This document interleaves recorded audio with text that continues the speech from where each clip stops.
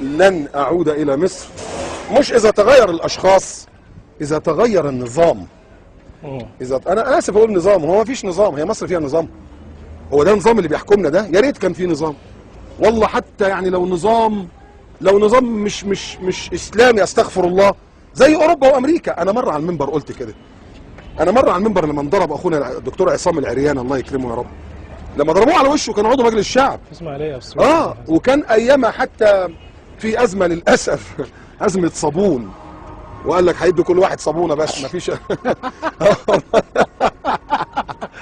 انا كنت انا ومراتي والاولاد عددنا 9، رحنا خدنا 9 صابونات في الشهر يعني. فلما انا يعني طلعت المنبر، وانا اذكر اليوم ده لان اسال الله انه يسامحني لانها كانت غلطه غير مقصوده في خطبه الجمعه.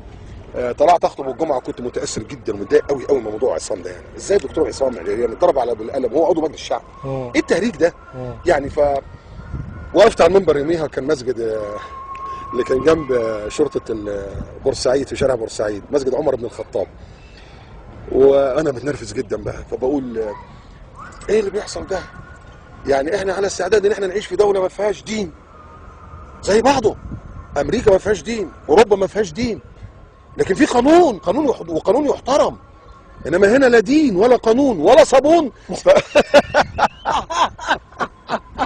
طلعت مني كده الحقيقه والله ما هي مقصوده. انما المسجد ضحك طبعا، فطس المسجد، باظت خطبه الجمعه طبعا، ودي كانت يعني اسوأ خطبه الجمعه في حياتي. انا دعيت ربنا يا رب سامحني، انا والله ما اقصد ان الناس تضحك وتبوظ الجمعه كده. تقاوم لكن لا والله جت كده سريعه